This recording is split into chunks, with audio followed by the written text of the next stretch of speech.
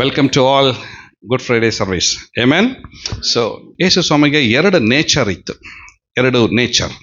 The first is human being and in spiritual being. ಯೇಸು ಸ್ವಾಮಿ ಎರಡು ವಿಷಯಗಳಲ್ಲಿ ಆತನು ತನ್ನನ್ನು ತಾನು ಈ ಭೂಲೋಕದಲ್ಲಿ ಆತನು ಜನಿಸಿದಾಗ ಎರಡು ಫಾರ್ಮ್ನಲ್ಲಿ ಯೇಸು ಸ್ವಾಮಿ ಸೃಷ್ಟಿಸಲ್ಪಟ್ಟಿದ್ದ. ಒಂದು, ಆತನು ಶಾರೀರಿಕವಾಗಿಯೂ ಇದ್ದನು, ಅಟ್ ದ ಸೇಮ್ ಟೈಮ್ ಆತನು ದೈವಿಕನಾದಂಥ ಪುರುಷನು ಕೂಡ ಹೌದು. ಶರೀರದ ಪುರುಷನು ಮತ್ತು ದೈವಿಕ ಪುರುಷನು ಎರಡು ನೇಚರಲ್ಲಿ ಆತನು ಜೀವಿಸಿದ. ಶಾರೀರಿಕವಾಗಿ ಜನರನ್ನು ನೋಡಿ ಕನಿಕರ ಪಟ್ಟ. ಶರೀರದಲ್ಲಿ ಆತನಿಗೆ ಹಸಿವಾಯಿತು, ಶರೀರದಲ್ಲಿ ಕಣ್ಣೀರು ಸುರಿಸಿದ, ಶರೀರದಲ್ಲಿ ಗೋಳಾಡದ, ಶರೀರದಲ್ಲಿ ಬಾಧೆ ಪಟ್ಟ, ಶರೀರದಲ್ಲಿ ವ್ಯಾಧಿಗೆ ಒಳಗಾದ, ಶರೀರದಲ್ಲಿ ಆತನು ಭಯಂಕರವಾದಂಥ ಜನರ ತಿರಸ್ಕಾರಕ್ಕೆ ಒಳಗಾಗಿ ಮನಗುಂದಿದವನಾದ. ಶಾರೀರಿಕವಾಗಿ, ಆತ್ಮಿಕವಾಗಿ ಜನರಿಗೆ ಸ್ವಸ್ಥ ಮಾಡ್ದ, ದೆವ್ವಗಳನ್ನು ಬಿಡಿಸಿದ. ಆತ್ಮಿಕವಾಗಿ ನೀರಿನ ಮೇಲೆ ನಡೆದ. ಆತ್ಮಿಕವಾಗಿ 5 ರೊಟ್ಟಿ 2 ಮೀನುಗಳನ್ನು 5,000 ಜನರಿಗೆ ಆತನು ಹಂಚಿಕೊಟ್ಟ. ಆತ್ಮಿಕವಾಗಿ ದೈವಿಕವಾದಂಥ ಎಲ್ಲ ಸಂದೇಶಗಳನ್ನು ಜನರಿಗೆ ಆತನು ಉಪದೇಶಿಸಿದ. Hallelujah, hallelujah. ಯೇಸು ಸ್ವಾಮಿ ಹುಟ್ಟಿದ್ದೇ ಪ್ರವಾದನೆ ನೆರವೇರಿಸುವುದಕ್ಕಾಗಿ. ಯಾವ ಪ್ರವಾದನೆ? ಏದೇನ್ ತೋಟದಲ್ಲಿ ಆ ಸರ್ಪವನ್ನು, ಆ ಸೈತಾನನ ಪಿಶಾಚಿಯನ್ನು ನೋಡಿ ದೇವರು ಹೇಳ್ತಾರೆ, ಈಕೆಯ ಸಂತತಿ ನಿನ್ನ ತಲೆಯನ್ನು ಜಸ್ತದೆ ಎಂಬುದಾಗಿ. ಎಕ್ಸಾಕ್ಟಾಗಿ ಅದು ದೇವರ ಸಮಯದಲ್ಲಿ, ದೇವರ ನಿಗದಿತವಾದ ಸಮಯದಲ್ಲಿ ಎಕ್ಸಾಕ್ಟಾಗಿ ಅದು ನೆರವೇರ್ತು. ಅಂದರೆ ಪ್ರವಾದನೆಯನ್ನು ನೆರವೇರಿಸಿದಂಥ ದೇವರು ತನ್ನ ಮಗನನ್ನು ಕಳಿಸಿಕೊಟ್ಟನು. ಯಾಕೆ? 3:16 ಹೇಳ್ತಿದೆ, ದೇವರು ಲೋಕದ ಮೇಲೆ ಎಷ್ಟೋ ಪ್ರೀತಿಯನ್ನಿಟ್ಟು ತನ್ನ ಒಬ್ಬನೇ ಮಗನನ್ನು ಕಳಿಸಿಕೊಟ್ಟನು, ಆತನು ನಂಬುವ ಒಬ್ಬನಾದರೂ ನಾಶವಾಗದೆ ಎಲ್ಲರೂ ನಿತ್ಯ ಜೀವವನ್ನು ಹೊಂದಿದರು ಎಂಬುದಾಗಿ. ಹಲ್ಲೆಲೂಯ. ಸೊ ಯೇಸು ಸ್ವಾಮಿ ಹುಟ್ಟಿದಂಥ ಮೊದಲ period, the first period, childhood. ಯೇಸು ಸ್ವಾಮಿ ಚೈಲ್ಡ್ಹುಡ್ನಲ್ಲಿ ಏನೇನು ಘಟನೆ ನಡೀತು ನಾವೆಲ್ಲರೂ ಅದನ್ನು ಧ್ಯಾನ ಮಾಡಿದ್ದೇವೆ. ನಮಗೆ ಗೊತ್ತು ಏನೇನು ನಡೀತು. ಯೇಸು ಸ್ವಾಮಿ ಎಲ್ಲಿ ಹುಟ್ಟಿದ್ರು? ಬೆತ್ಲೆಹೇಮ್ನಲ್ಲಿ ಹುಟ್ಟಿದ್ರು. ಸ್ವಲ್ಪ ದಿವಸ ಈಜಿಪ್ಟ್ನಲ್ಲಿದ್ದರು. ಈಜಿಪ್ಟಿಂದ ತಿರುಗಿ ನಜರೇತಿಗೆ ಬರ್ತಾರೆ. ನಜರೇತ್ನಲ್ಲಿ ಆತನು ಬೆಳೆದು ದೊಡ್ಡವನಾದನು, 30 ವರ್ಷದವನು ಆದನು. ಅದೆಲ್ಲ ಆತನ ಬಾಲ್ಯದಲ್ಲಿ ನಡೆದಂಥ ಘಟನೆಗಳು. ನೆಕ್ಸ್ಟ್, ಯೇಸು ಸ್ವಾಮಿ 30 ವರ್ಷದವನಾದಾಗ ಆತನು ಯೋರ್ದಾನ್ ನದಿಗೆ ಬಂದು ದೀಕ್ಷಾ ಸ್ನಾನವನ್ನು ತೆಗೆದುಕೊಳ್ಳುವಾಗಲೇ ದೇವರು ಆತನನ್ನು ಯಜ್ಞದ ಕುರಿ ಎಂಬುದಾಗಿ ನಿಶ್ಚಯಿಸಿದನು. ಆಕಾಶವು ತೆರೆದು ದೇವರು ಹೇಳ್ತಾನೆ, ಈತನು ನನಗೆ ಪ್ರಿಯನಾಗಿರುವ ಮಗನು, ಈತನು ನಾನು ಮೆಚ್ಚಿದ್ದೇನೆ ಎಂಬುದಾಗಿ. ಪವಿತ್ರಾತ್ಮನ ಪಾರಿವಾಳದ ಹಾಗೆ ಆತನ ಮೇಲೆ ಬಂದನು. ಅಲ್ಲಿಂದ ಯೇಸು ಸ್ವಾಮಿ ತನ್ನನ್ನು ತಾನು ಸೇವೆಗೆ ಆತನು ಸಮರ್ಪಿಸಿಕೊಂಡನು. 3 ವರ್ಷ ಗಲಿಲಾಯ ಪ್ರಾಂತ್ಯ, ಸಮಾರ್ಯ ಪ್ರಾಂತ್ಯ, ಯೂದಾಯ ಪ್ರಾಂತ್ಯ, ದೆಕಪೋಲಿ ಪ್ರಾಂತ್ಯ, ಈ ಎಲ್ಲ ಪ್ರಾಂತ್ಯಗಳನ್ನು ಆತನು ಸಂಚರಿಸಿ ಸುವಾರ್ತೆಯನ್ನು ಆತನು ಸಾರಿದನು. ಜನರಿಗೆ ಬಿಡುಗಡೆ ಕೊಟ್ಟನು, ಕಣ್ಣಿಲ್ದವರಿಗೆ ಕಣ್ಣನ್ನು ಕೊಟ್ಟನು, ಕಾಲಿಲ್ದವರಿಗೆ ಕಾಲು ಕೊಟ್ಟನು. ಕುಷ್ಠ ರೋಗಿಗಳನ್ನು ಸ್ವಸ್ಥ ಮಾಡಿದನು, ಮೈಯಲ್ಲಿ ನೆಟ್ಟಗಿಲ್ಲದವರನ್ನ ಸ್ವಸ್ಥ ಮಾಡಿದನು. ಅದರ ಮಧ್ಯದಲ್ಲಿ ಯೇಸು ಸ್ವಾಮಿ 12 ಮಂದಿ ಶಿಷ್ಯರನ್ನು ಆರಿಸಿಕೊಂಡು ಅವರಿಗೆ ಅಪೊಸ್ತಲರೆಂಬುದಾಗಿ ಹೆಸರಿಟ್ಟು ತನ್ನ ಜೊತೆಯಲ್ಲಿ ಅವರನ್ನು ಇರಿಸಿಕೊಂಡನು. ಅದ್ರ ಜೊತೆಗೆ ಬರೇ ಆತನು ಅಷ್ಟು ಮಾತ್ರ ಮಾಡದೆ, ನೇಚರ್ ಆಗಿ ದೈವಿಕವಾದಂಥ ನೇಚರ್ನಲ್ಲಿ ಆತನು ಅನೇಕ ಅದ್ಭುತ ಕಾರ್ಯಗಳನ್ನು ಮಾಡಿದನು. ನೀರನ್ನು ದ್ರಾಕ್ಷಾರಸವನ್ನಾಗಿ ಮಾಡಿದನು, ರೊಟ್ಟಿಯನ್ನು ಮೀನನ್ನು ಅದ್ಭುತ ಮಾಡಿ ಎಲ್ಲ ಜನರಿಗೆ ಆತನು ಹಂಚಿಕೊಟ್ಟನು. ಬರೇ ಅದ್ಭುತಗಳನ್ನು ಮಾಡದೆ, ಬರೇ ಸೇವೆಯನ್ನು ಮಾಡದೆ, ಬರೇ ಸ್ವಸ್ಥತೆಯನ್ನು ಮಾಡದೆ, ಎಲ್ಲದಕ್ಕಿಂತ ಮೇಲಾಗಿ ಮೋಶೆಯ ಧರ್ಮಶಾಸ್ತ್ರದಲ್ಲಿ ಆತನ ಕುರಿತಾಗಿ ಮಾತನಾಡಿದ ಎಲ್ಲ ಪ್ರವಾದನೆ ವಾಕ್ಯಗಳನ್ನು ಆತನು ಹೇಳುತ್ತಾ, ಇದು ನೆರವೇರ್ತಾ ಇದೆ, ಇದು ನೆರವೇರ್ತಾ ಇದೆ, ಇದು ನೆರವೇರ್ತಾ ಇದೆ, ತಂದೆಯು ಹೀಗಿದ್ದಾನೆ, ಪರಲೋಕ ಹೀಗಿದೆ, ನರಕ ಹೀಗಿದೆ, ಮನುಷ್ಯರ ಜೀವನ ಕ್ರಮ ಹೀಗಿದೆ ಎಂಬುದಾಗಿ ಎಲ್ಲ ದೈವಿಕವಾದ ಉಪದೇಶಗಳಿಂದ ಆತನ ಜನರನ್ನ ಬೆಚ್ಚಿ ಬೆರಗಾಗುವ ಹಾಗೆ ಆತನು ಮಾತನಾಡಿದನು. ಆತನು ಮಾತನಾಡಿದ ಒಂದೊಂದು ಮಾತುಗಳಲ್ಲಿ ಅಧಿಕಾರವಿದ್ದವನಾಗಿ ಆತನು ಮಾತನಾಡಿದನು. ಮತ್ತು ಇನ್ನೊಂದು ವಿಷಯ ಏನಂದ್ರೆ, ಪಾಪಿಗಳ ಪಾಪಗಳನ್ನು ಕ್ಷಮಿಸುವ ಅಧಿಕಾರ ಸಹ ಆತನು ಹೊಂದಿದ್ದನು. ಪಾಪಗಳನ್ನು ಕೂಡ ಆತನು ಕ್ಷಮಿಸಿದನು. ಜನರು ನೋಡಿ, ಈತನಿಗೆ ಈ ಪಾಪ ಕ್ಷಮಿಸುವ ಅಧಿಕಾರ ಇವನು ಎಲ್ಲಿಂದ ಬಂತು ಎಂಬುದಾಗಿ ನೋಡಿ ಆಶ್ಚರ್ಯಪಟ್ಟರು. ಅಂತ ಯೇಸು ಸ್ವಾಮಿ ಸೇವೆಯನ್ನ ಮಾಡಿದ್ದನು. ಲಾಸ್ಟ್ ಫೈನಲ್ 1 ವಾರದ ಘಟನೆ, ಪಾಮ್ ಸಂಡೇ ಪ್ರಾರಂಭವಾಗ್ತದ್ರೆ. ಲಾಸ್ಟ್ ಸಂಡೇ ಇತ್ತಲ್ಲ, ಅಲ್ಲಿಂದ ಹಿಡಿದು ಈ ಶುಕ್ರವಾರ ತನಕ ಈ ಒಂದು ಹೋಲಿ ವೀಕ್ ಅಂತ ಕರೀತಾರೆ ಇದಕ್ಕೆ. ಇದು ಒಂದು ಪವಿತ್ರ ವಾರ ಅಥವಾ ಶುಭ ವಾರ ಎಂಬುದಾಗಿ ಕರೀತಾರೆ. ಈ ಒಂದು ವಾರದಲ್ಲಿ ಯೇಸು ಸ್ವಾಮಿ ನಡೆದಂತ ಏನ್ ನಡೀತದೆ, ವಾಟ್ ಎಕ್ಸಾಕ್ಟ್. ಆತನು ಬೆಥಾನ್ಯದಿಂದ ಸೀದಾ ಬೆತ್ಬೆಗೆ ಎಂಬತಕ್ಕಂಥ ಎಣ್ಣೆ ಮರಗಳ ಗುಡ್ಡದ ಲಾಸ್ಟ್ ಟಾಪ್ ಬಾರ್ಡರ್ನಲ್ಲಿ ಯೇಸು ಸ್ವಾಮಿ ಬರ್ತಾರೆ. ಅಲ್ಲಿ ಜನರೆಲ್ಲರೂ ಆತನನ್ನು ಸ್ವೀಕರಿಸ್ಕೊಂಡು ಯೇಸು ಸ್ವಾಮಿ ಒಂದು ಕತ್ತಿಯನ್ನು ಹತ್ತಿ ಆ ಕತ್ತೆಯ ಮೇಲೆ ಕುಳಿತುಕೊಂಡವನ್ನ ಹಾಕಿ ಈಗ ಜನರ ಮುಂದೆ ಆತನ ಬರ್ತಾನೆ. ಸೊ ಯೇಸು ಸ್ವಾಮಿ ಕತ್ತೆ ಮೇಲೆ ಹತ್ತಿದವನಾಗಿ ಜನರ ಮುಂದೆ ಆತನ ಬರ್ಬೇಕಾದ್ರೆ ಜನರೆಲ್ಲ ತಮ್ಮ ಬಟ್ಟೆಗಳನ್ನ ಅವ್ರೇನ್ ಮಾಡ್ತಾ ಇದ್ರು, ಬಟ್ಟೆಗಳನ್ನೆಲ್ಲ ಹಾಸಿ ಹೊಸನ್ನ ಎಂಬುದಾಗಿ ಹಾಡಿ ದಾವಿದ ಕುಮಾರನಿಗೆ ಜಯ ಎಂಬುದಾಗಿ ಆತನ ರಾಜನನ್ನಾಗಿ ಸ್ವೀಕರಿಸ್ಕೊಂಡ್ರು. ಈ ಸ್ಥಳಕ್ಕೆ ಎಕ್ಸಾಕ್ಟ್ ಆಗಿ ಇಲ್ಲೊಂದು ಪಕ್ಕದಲ್ಲಿ ಒಂದು ಪಿಕ್ಚರ್ ಇದೆ ನೋಡ್ರಿ, ಒಂದು ಚರ್ಚ್ ಇದೆ ಅಲ್ಲ. ಸೊ ಎಕ್ಸಾಕ್ಟ್ ಇದೇ ಚರ್ಚ್ ಅದು. ಈ ಚರ್ಚ್ನ ಒಳಗಡೆಯಿಂದ ನೋಡ್ಬೇಕಾದ್ರೆ ಒಂದು ಗ್ಲಾಸ್ನಲ್ಲಿ ಓಪನ್ ಆಗಿ ಒಂದು ಗ್ಲಾಸ್ ಹಾಕಿ ಕೈ ಬಿಟ್ಟಿದ್ದಾರೆ, ಅಲ್ಲಿಂದ ಜೆರುಸಲೇಮ್ ಕಾಣ್ತದೆ, ಒಳಗಡೆಯಿಂದ ಜೆರುಸಲೇಮ್ ಕಾಣ್ತಿದೆ. ಆ ಚರ್ಚ್ ಹೆಸರು ಡೊಮಿನಿಯಸ್ ಫೆಲಿವಿಟ್ ಅಂತಂದು ಹೇಳಿ ಆ ಚರ್ಚ್ ಹೆಸರು. ಇದನ್ನು ಬ್ಯೂಟಿಫುಲ್ ಆಗಿ ಇಟಾಲಿಯನ್ ಆರ್ಕಿಟೆಕ್ಟ್ ಆಂಟೋನಿ ಬಲ್ರೂಸಿ ಎಂಬುವನು ಈ ಚರ್ಚ್ನ ಡಿಸೈನ್ ಮಾಡಿದ್ದಾನೆ. ಆ ಡಿಸೈನ್ನಲ್ಲಿ ಆ ಚರ್ಚ್ನ 4 ಪಿಲ್ಲರ್ ಮೇಲೆ ನೋಡ್ರಿ, ಆ ಪಿಲ್ಲರ್ ಆ 4 ಕಡೆ ಒಂದು ಬುಗ್ಗೆಯನ್ನ ಇಟ್ಟಿದ್ದಾನೆ. ಯಾಕೆ ಆ ಬುಗ್ಗೆಯನ್ನು ಇಟ್ಟಿದ್ದಾನೆ ಅಂದ್ರೆ, ಯೇಸು ಸ್ವಾಮಿ ಯೆರೂಸಲೇಮನ್ನ ನೋಡಿ ಕಣ್ಣೀರು ಸುರಿಸಿದ. ಅದಕ್ಕೆ ಆ ಸಾದೃಶ್ಯವಾಗಿ 4 ಬುಗ್ಗೆ ಇರುವ ಜಾರ್ ತರ ಆ ಚರ್ಚ್ನಲ್ಲಿ ಅದನ್ನು ಡಿಸೈನ್ ಮಾಡಿದ್ದಾರೆ. ಇದೇ ಸ್ಥಳದಿಂದ ಯೇಸು ಸ್ವಾಮಿ ಆ ಯೆರೂಸಲೇಮ್ನ ನೋಡಿ ಕಣ್ಣೀರು ಬಿಡ್ತಾರೆ. ಯಾವ ಪಟ್ಟಣದಲ್ಲಿ ಯೇಸು ಸ್ವಾಮಿ ಸುವಾರ್ತೆಯನ್ನು ಸಾರಿದ್ನೋ, ಯಾವ ಪಟ್ಟಣದಲ್ಲಿ ಅದ್ಭುತವನ್ನ ಮಾಡಿದ್ನೋ, ಯಾವ ಪಟ್ಟಣದಲ್ಲಿ ಆತನು ಜನಿಸಿದ್ನೋ, ಯಾವ ಪಟ್ಟಣಕ್ಕೋಸ್ಕರ ಆತನು ಅಷ್ಟೆಲ್ಲ ಮಹತ್ ಕಾರ್ಯಗಳನ್ನೆಲ್ಲ ಮಾಡಿದ್ನೋ, ಈಗ ಅದೇ ಪಟ್ಟಣದ ಜನರು ಆತನನ್ನ ಶಿಲ್ಬೆಗೆ ಹಾಕ್ಲಿಕ್ಕಿದ್ರು. ಇದು ಭಾನುವಾರ ನಡೆದಂಥ ಘಟನೆ ಇದು. ಅದಕ್ಕೆ ಯೇಸು ಸ್ವಾಮಿ ಕತ್ತೆ ಮರಿಯನ್ನು ಹತ್ತಿಕೊಂಡು ಆತನು ಬರ್ತಾ ಇದ್ದಾನೆ. ಜನರ ಕೈಯಲ್ಲಿ ಖರ್ಜೂರದ ಗರಿಗಳನ್ನು ಇಟ್ಕೊಂಡಿದ್ದಾರೆ. ಕತ್ತೆ ಎಂಬುದಾಗಿ ನಾವು ನೋಡಬೇಕಾದ್ರೆ ಯೇಸು ಸ್ವಾಮಿ ಯಾಕೆ ಕುದುರೆ ಮೇಲೆ ಬರಲಿಲ್ಲ? ಯೇಸು ಸ್ವಾಮಿ ಯಾಕೆ ಒಂಟೆ ಮೇಲೆ ಬರಲಿಲ್ಲ? ಒಂದು ವೇಳೆ ಯೇಸು ಸ್ವಾಮಿ ಕುದುರೆ ಮೇಲೆ ಬಂದಿದ್ರೆ ಅಲ್ಲಿರುವ ಜನರು ಅನ್ಕೊಳ್ತಿದ್ರು ಈತನು ಯುದ್ಧಕ್ಕೆ ಬರುವಂತ ರಾಜನಾಗಿದ್ದಾನೆ, ಒಬ್ಬ ದೊಡ್ಡ ಸೈನ್ಯಾಧಿಕಾರಿ ಆಗಿದ್ದಾನೆ ಎಂಬುದಾಗಿ ತಿಳ್ಕೊಳ್ತಾ ಇದ್ರು. ಯೇಸು ಸ್ವಾಮಿ ಯುದ್ಧ ಮಾಡ್ಲಿಕ್ಕೆ ಬರಲಿಲ್ಲ. ಯೇಸು ಸ್ವಾಮಿ ಮನುಷ್ಯರ ಮೇಲೆ ಯುದ್ಧ ಮಾಡುವವನಲ್ಲ. ಪ್ರೈಸ್ ಅಲ್ಲೋ.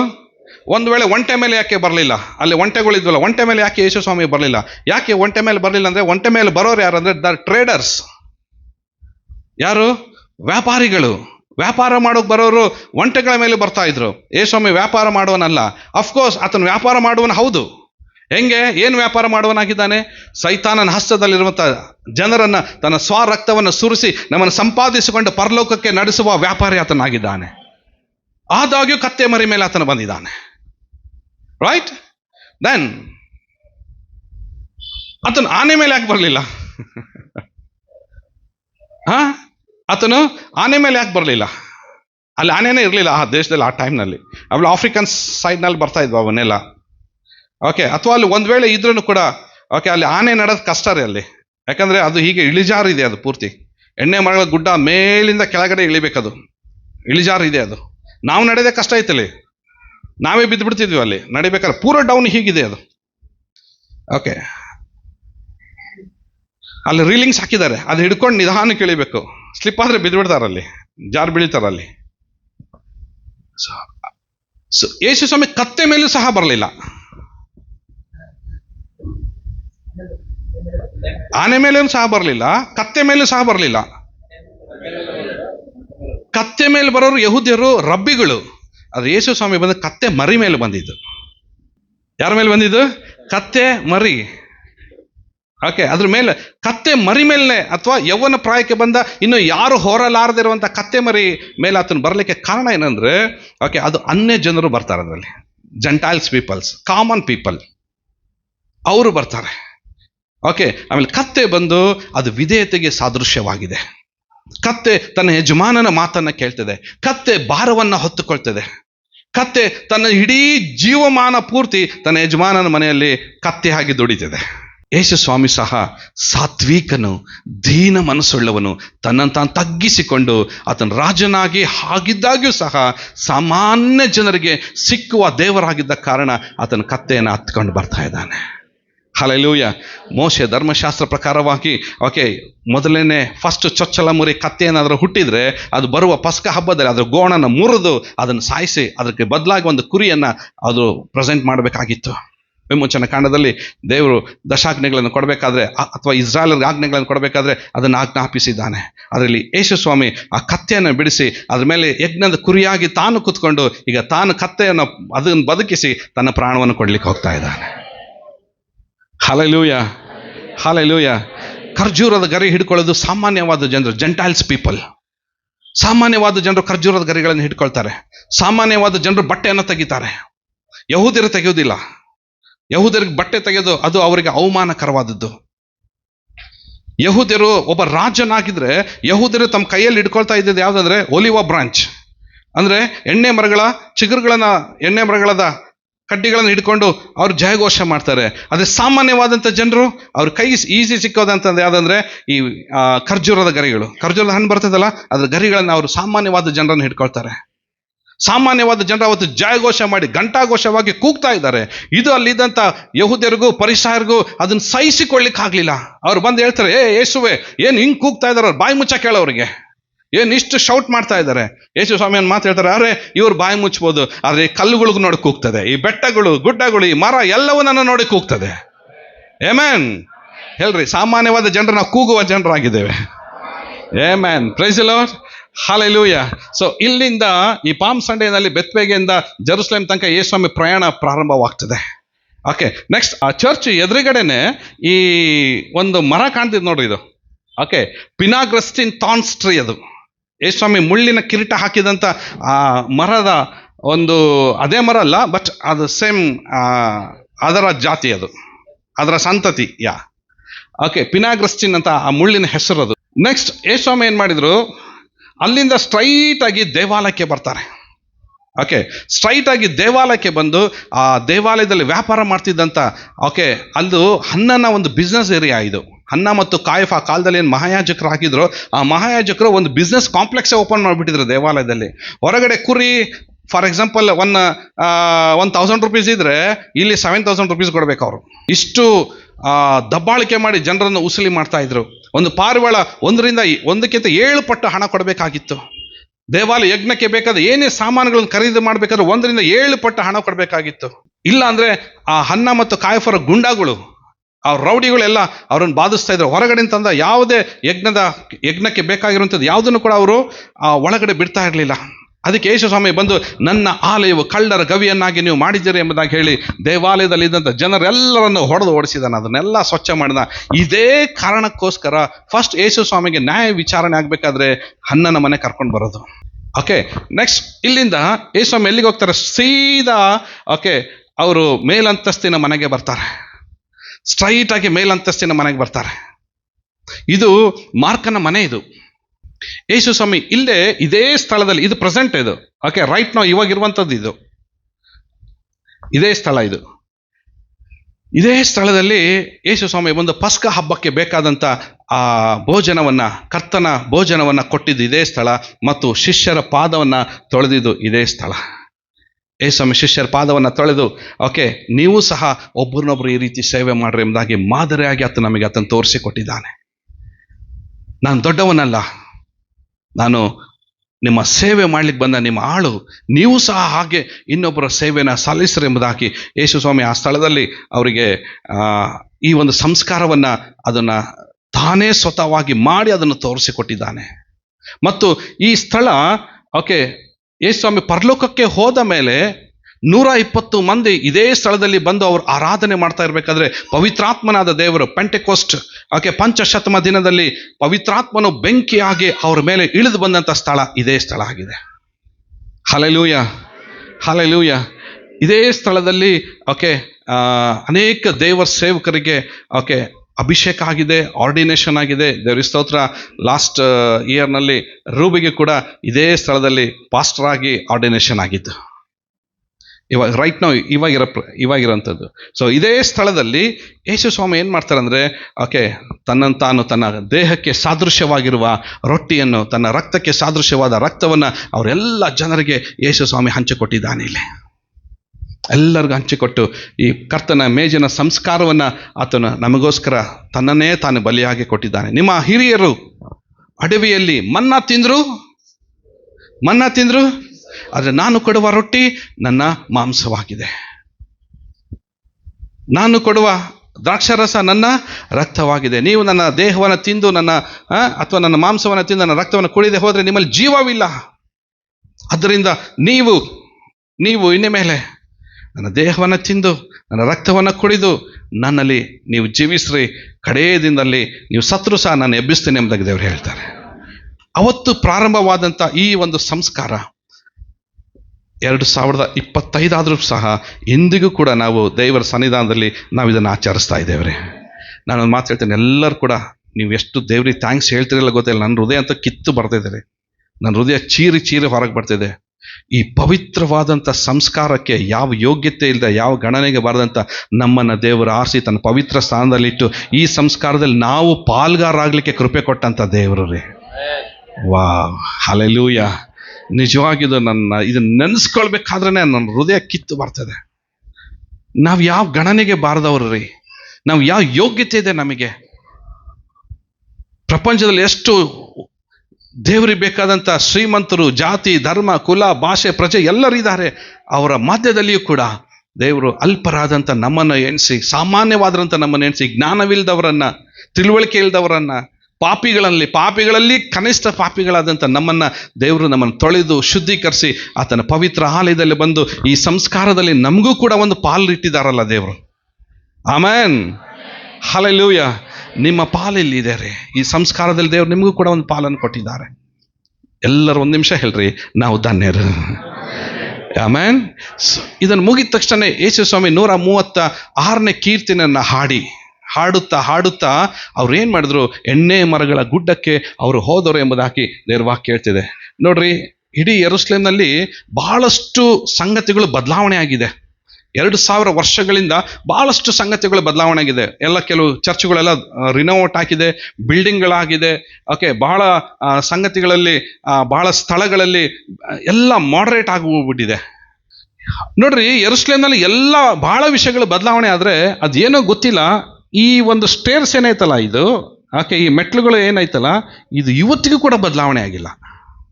ಅದು ಒಂದು ಹಾಗೇ ಇದೆ. ಅದು ಯೇಸು ಸ್ವಾಮಿ ಆ ಮೇಲಂತಸ್ತಿನ ಮನೆಯಿಂದ ಅವರಿಗೆ ರಾತ್ರಿಯ ಭೋಜನವನ್ನು ಅಥವಾ ಕರ್ತನ ಭೋಜನವನ್ನು, ಸಂಸ್ಕಾರವನ್ನು ಕೊಟ್ಟ ನಂತರ ಇದೇ ಸ್ಥಳದಿಂದ ಇಳಿದು ಸೀದಾ ಎಣ್ಣೆ ಮರಗಳ ಗುಡ್ಡಕ್ಕೆ ಅವರು ಬರ್ತಾರೆ. ಇದು ಪೂರ್ತಿ ಎಣ್ಣೆ ಮರಗಳ ಗುಡ್ಡ. ಅದು ಕೆಳಗಡೆ ಚರ್ಚ್ ಕಾಣ್ತಿತ್ತಲ್ಲ ಇದು, ಅದು ಪೂರ್ತಿ, ಆ ಸ್ಥಳ ಪೂರ್ತಿ, ಕೆಳಗಡೆ ಚರ್ಚಿನ ಪೂರ್ತಿ ಗೆತ್ಸೆಮನೆ ತೋಟ. ಅದು ದೇವ್ರ ಸ್ತೋತ್ರ. ಈ ಸ್ಥಳದಲ್ಲಿ ನಾನು ಕೂಡ ನನ್ನ ಈ ಪಾಪಿಗಳ ಪಾದವನ್ನು ಅಲ್ಲಿಟ್ಟಿದ್ದೇನೆ, ಇಟ್ಟು ದೇವರ ಕ್ಷಮಾಪಣೆಯನ್ನು ಬೇಡಿದ್ದೇನೆ. ನಾನು ಸ್ವಾಮಿ ನಡೆದಂಥ ಸ್ಥಳ ಇದು. ಲೋಕದ ಪಾಪಕ್ಕೋಸ್ಕರ ಯಜ್ಞದ ಕುರಿಮರಿ ಆದ ಆತನು ತನ್ನನ್ನೇ ತಾನು ಸಮರ್ಪಿಸಿಕೊಂಡವನಾಗಿ ಈಗ ಬಾಧೆಗೆ ಒಳಗಾಗಿ, ಸಂಕಷ್ಟಕ್ಕೆ ಒಳಗಾಗಿ ಆತನು ಮಾಡಿದಂಥ ಒಂದು ಅದ್ಭುತವಾದಂಥ ಒಂದು ಪ್ರಾರ್ಥನೆ, ಗೆತ್ಸೆಮನೆ ತೋಟದಲ್ಲಿ ಆತನು ಮಾಡ್ತಾ ಇದ್ದಂಥ ಒಂದು prayer. What A powerful prayer. Hallelujah. ಎಂಥ ಬಲಿಷ್ಠವಾದಂಥ ಒಂದು ಪ್ರಾರ್ಥನೆ ಮಾಡಲಿಕ್ಕೋಸ್ಕರ ತನ್ನ ಶಿಷ್ಯರ ಸಂಗಡ ಆ ಸ್ಥಳಕ್ಕೆ ಆತನು ಹೋಗ್ತಾ ಇದ್ದಾನೆ. ಇದೇ ಗೆತ್ಸೆಮನೆ ತೋಟ. ಈ ಮರದ ಕೆಳಗಡೆನೆ ಈ ಶಿಷ್ಯಂದ್ರು ಮತ್ತು ಯೇಸು ಸ್ವಾಮಿ ಪ್ರೇಯರ್ ಮಾಡ್ತಿದ್ದ. ಆ ಮರಗಳಿಗೆ 3500 ವರ್ಷ ವಯಸ್ಸಾಗಿದೆ ರೀ. 3500 years ಓಲ್ಡ್ ಟ್ರೀಸ್ ಅವು. ಅಂದ್ರೆ ದಾವಿದನ ಕಾಲದವು. ಅರಸನಾದಂಥ ದಾವಿದನ ಕಾಲದಲ್ಲಿ, ಅರಸನಾದಂಥ ದಾವಿದನ ಎಣ್ಣೆ ಮರಗಳ ಈ ಒಂದು ತೋಟದಲ್ಲಿಯೇ ಆತನು ಯಾವಾಗಲೂ ಗಿಟಾರ್ನ ತೆಗೆದುಕೊಂಡು, ಕಿನ್ನರನ್ನು ತೆಗೆದುಕೊಂಡು ಅನೇಕ ಕೀರ್ತನೆಗಳನ್ನು ಬರೆದಂಥ ಸ್ಥಳ ಇದು. ಅನೇಕ ದೇವರನ್ನ ಸ್ತುತಿ ಹಾಡುವಂಥ ಕೀರ್ತನೆಗಳನ್ನು ಬರೆದಂಥ ಸ್ಥಳನೇ ಈ ಒಂದು ಸ್ಥಳವಾಗಿದೆ. 115ನೇ ಕೀರ್ತನೆ, 116ನೇ ಕೀರ್ತನೆ, 117ನೇ ಕೀರ್ತನೆ, 136ನೇ ಕೀರ್ತನೆ ಅರಸನಾದ ದಾವಿದನು ಬರೆದಂಥ ಕೀರ್ತನೆಗಳು ಬರೆದಂಥ ಸ್ಥಳ ಇದು. ಹಲ್ಲೆಲೂಯಾ. ಇವತ್ತಿಗೂ ನಾವು ಆ ಕೀರ್ತನೆಗಳನ್ನು ನಾವು ಓದ್ತಾ ಇದ್ದೇವೆ. ಆಮೆನ್.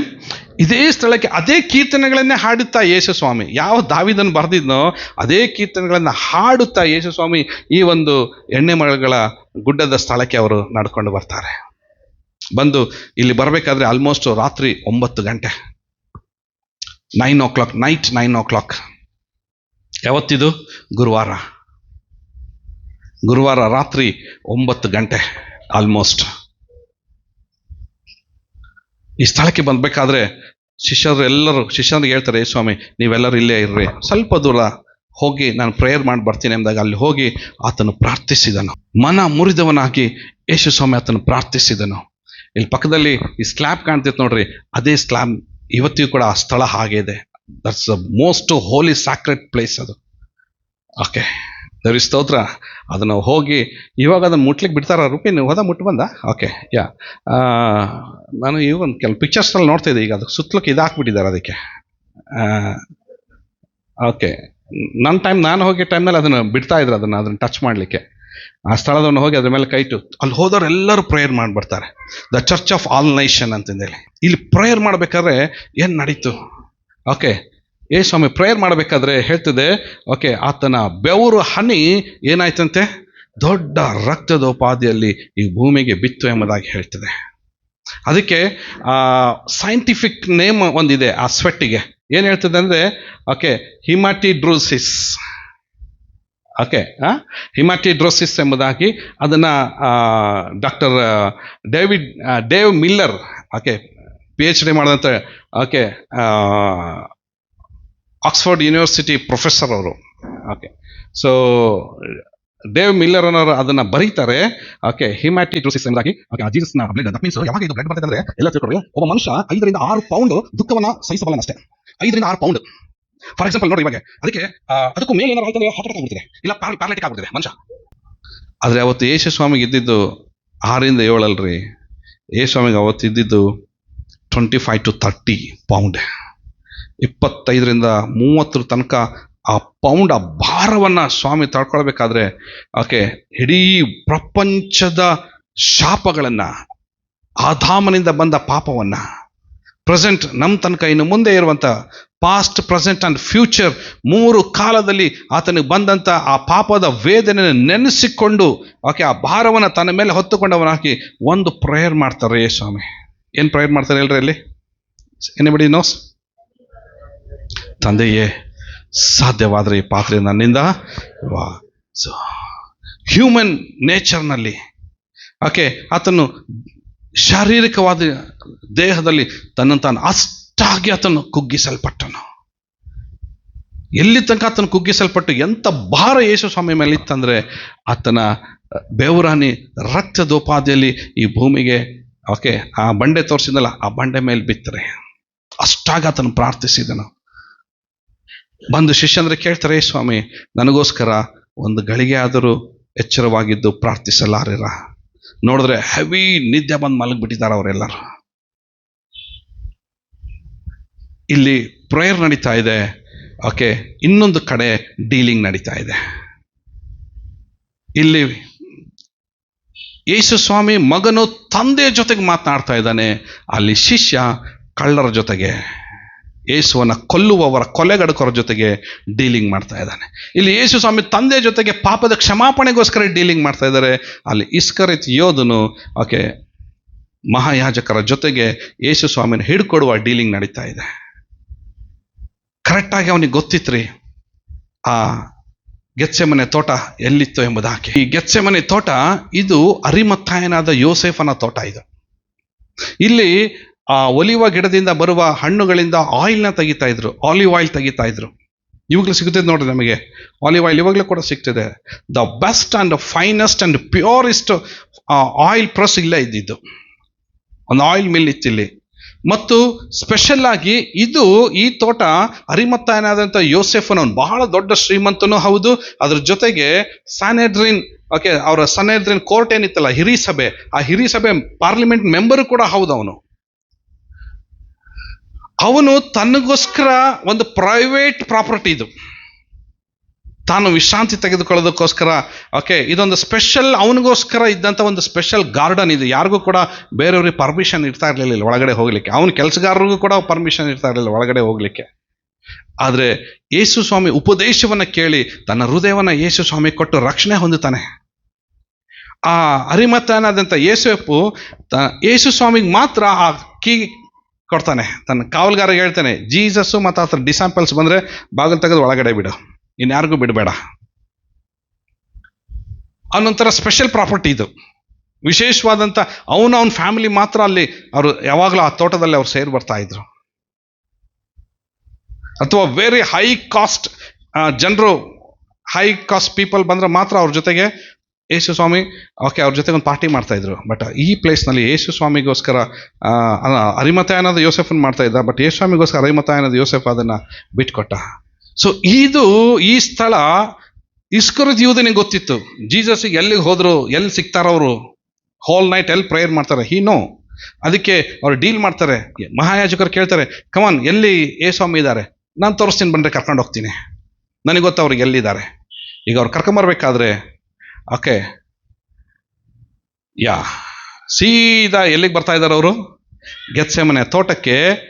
ಇಸ್ಕರಿಯೋತ ಯೂದನು, ಯಾಜಕರು ಮತ್ತು ನೋಡ್ರಿ ಅವತ್ತು ಬಂದಿದ್ದು ರೋಮನ್ ಸೈನಿಕರು 600 ಜನ. ಜೂಯಿಷ್ ಪೊಲೀಸ್ ಅಥವಾ ಜೂಯಿಷ್ ಗಾರ್ಡ್ಸ್ ಅವರು ಬಂದಿದ್ದು ಎಷ್ಟು? 400 ಟೆಂಪಲ್ ಗಾರ್ಡ್ಸ್. ಅವರು 400 ಜೂಯಿಷ್ ಟೆಂಪಲ್ ಗಾರ್ಡ್ಸ್ ಮತ್ತು 250 ಈ ಸ್ಯಾನೆಡ್ರಿನ್ ಕೋರ್ಟ್ ಏನಿತ್ತಲ್ಲ, ಆ ಸ್ಯಾನೆಡ್ರಿನ್ ಕೋರ್ಟ್ ಪೊಲೀಸ್. ಟೋಟ್ಲು 1250 ಜನರು ಯೇಸು ಸ್ವಾಮಿನ ಅರೆಸ್ಟ್ ಮಾಡಲಿಕ್ಕೆ ಬರ್ತಾರೆ ಈ ಗೆತ್ಸೆಮನೆ ತೋಟಕ್ಕೆ. ಯಾಕಂದ್ರೆ ಯೇಸು ಸ್ವಾಮಿ ಹಿಂದೆ ಒಂದು ದೊಡ್ಡ ಕ್ರೌಡ್ ಹೋಗ್ತಾ ಇತ್ತು, ಸಾವಿರಾರು ಜನರು ಹೋಗ್ತಾ ಇದ್ರು ಯೇಸು ಸ್ವಾಮಿಯಿಂದ.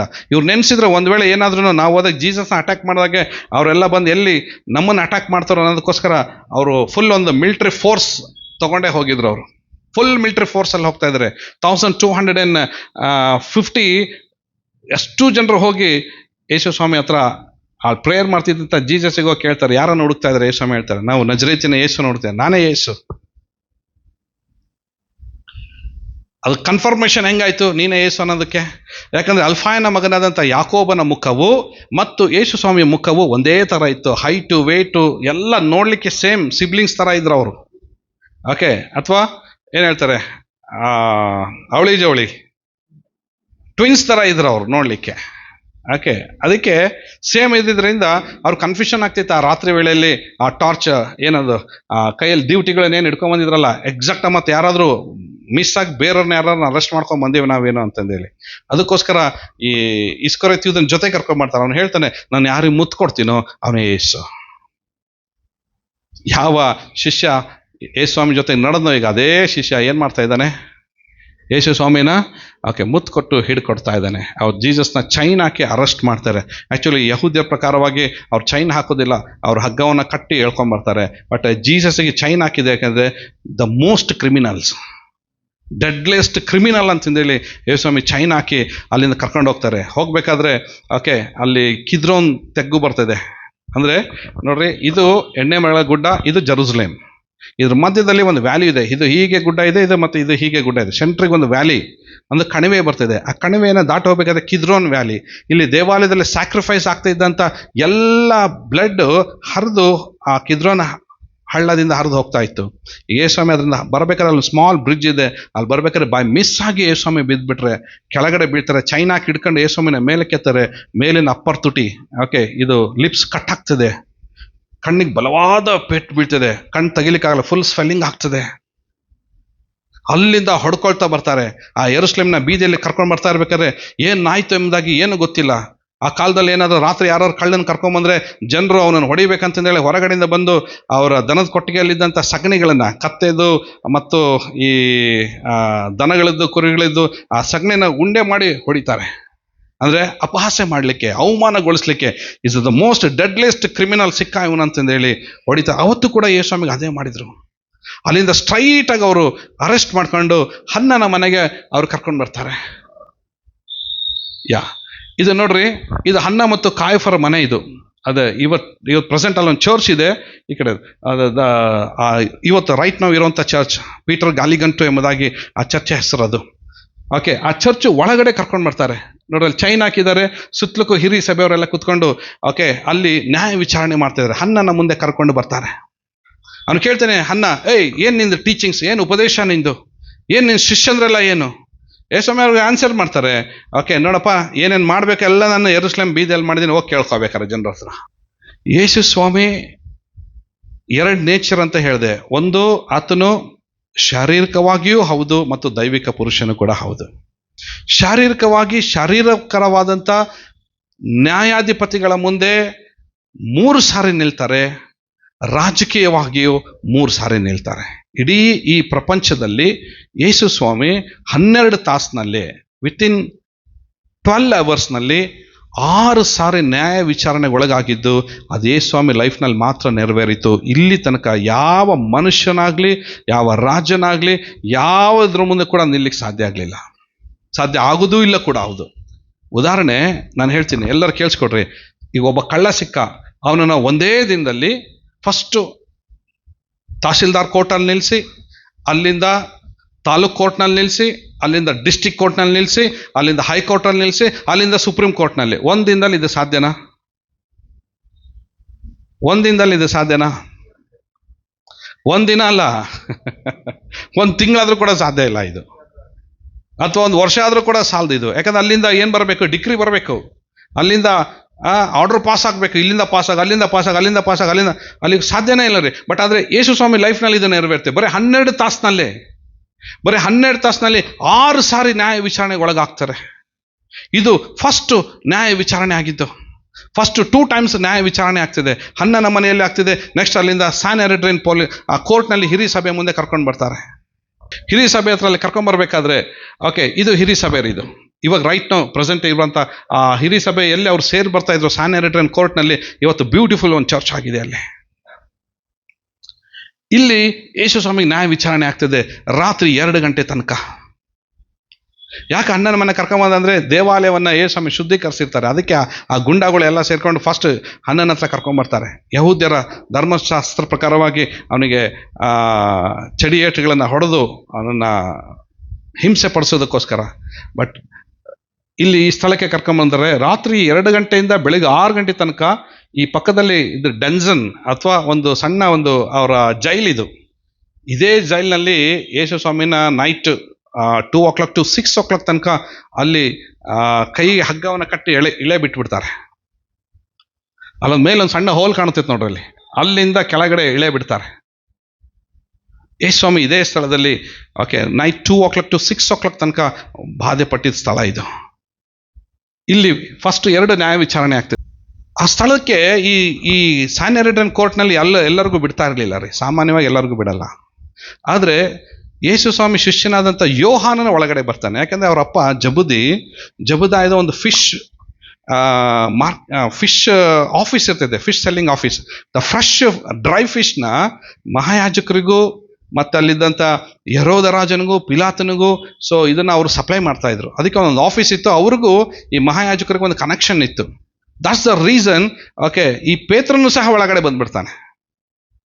ಪೇತ್ರನು ಸಹ ಒಳಗಡೆ ಬರಬೇಕಾದ್ರೆ ಅಲ್ಲಿ ಆ ಜನರು ಅವನ ಮಾತಿನ ಶೈಲಿಯನ್ನು ನೋಡಿ ಗುರ್ತಿಡಿದು ಹೇಳ್ತಾರೆ, ಓಕೆ, ನೀನು ಕೂಡ ಯೇಸುವಿನ ಸಂಗಡ ಇದ್ದವನೆಂಬುದಾಗಿ ಹೇಳಬೇಕಾದ್ರೆ 3 ಸಾರಿ ಆತನಿಗೆ ಕೇಳಬೇಕಾದ್ರೆ 3 ಸಾರಿನೂ ಕೂಡ ಪೇತ್ರ ಹೇಳ್ತಾನೆ, ಅವನು ಯಾರು ಎಂದು ನಾನು ಅರಿಯನ, ನಾನು ಆತನ ಸಂಗಡ ಇಲ್ಲ ಎಂಬುದಾಗಿ ಯೇಸು ಸ್ವಾಮಿಯನ್ನ ತನ್ನ ಜೀವಿತದಲ್ಲಿ